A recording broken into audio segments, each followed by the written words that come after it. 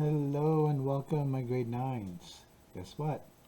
Here comes Linear Equations 6.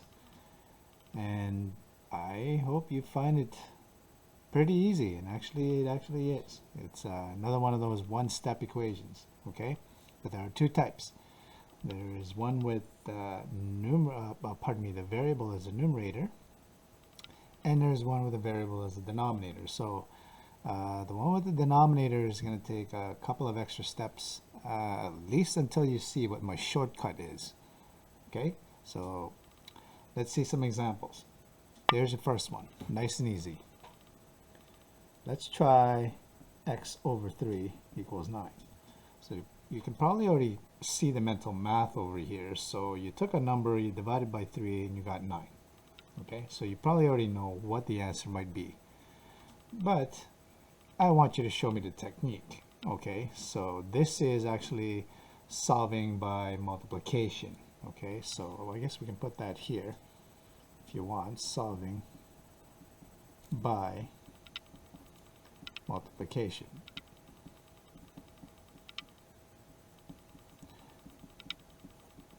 But when a variable is underneath, it's not strictly just solving by the multiplication. You'll see what I mean when I give you a few more examples.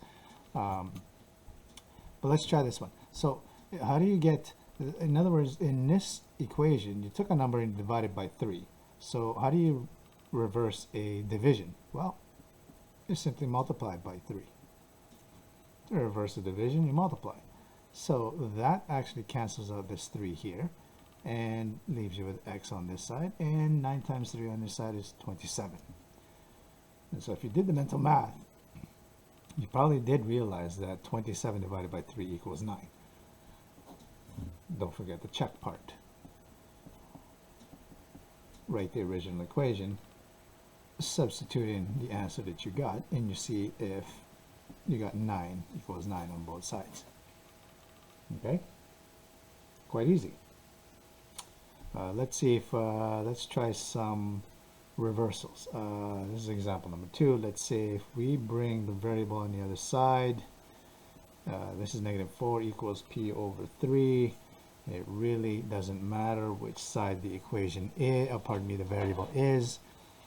You reverse this division. P divided by 3. Well, to reverse a division, you multiply both sides by 3. Like so. And so in that case, that cancels out 3 here, leaving you with p on this side, and 3 times -4 here is -12. Let's do a check. Make sure that we did this correctly. -4 is equal to p divided by 3. And so is this going to be -4 on both sides? It certainly will be, because -12 divided by -3 is -4 on both sides. Okay? So, what happens though if the variable is in the bottom, like this? In other words, what this equation is saying is you took 8 and divided by a number, and you got -4. Can you already guess what that number might be? Sure you can.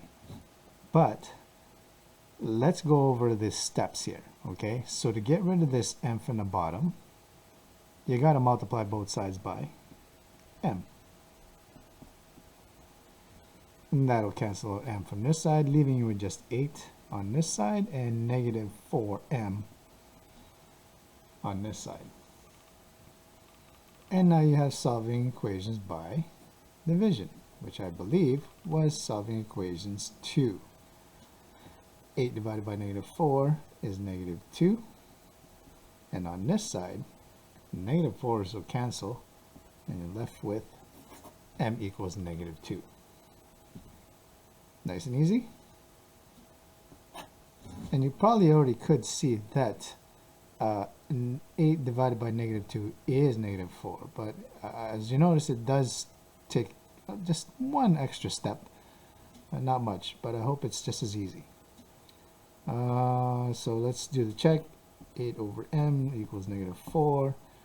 Does 8 divided by negative 2 equal negative 4? It certainly does. So, we did this right. Okay?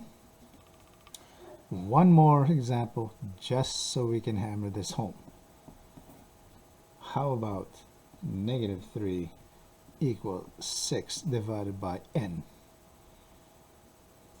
Again, go over the steps, multiply both sides by n, multiply by n on this side, and you're going to get negative 3n here equals 6 on this side, and all of a sudden you got a solving equations 2, divide both sides by negative 3, so n is equal to negative 2. Please don't forget to do the check. Negative 3 is equal to 6 over n. Negative 3 is equal to 6 divided by negative 2. And of course, that 6 divided by negative 2 is negative 3. And we did this correctly. Would you like to see the shortcut for this situation? Okay, and I don't mind doing this for you, but it is a shortcut.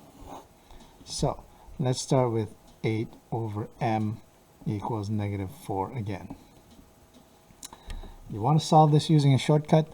Well, this is all you do. Switch these guys around.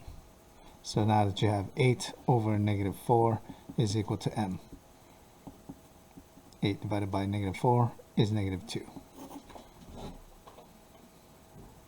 And you can do that if you want. I'm allowing that. I do still prefer this technique, but if you really want to do that, okay, that's fine. And guess what? That's linear equation 6. So I hope you find it easy, and I hope you do it as soon as possible. And I think we're going to go into linear equation 7 very soon, because this is, again, pretty simple.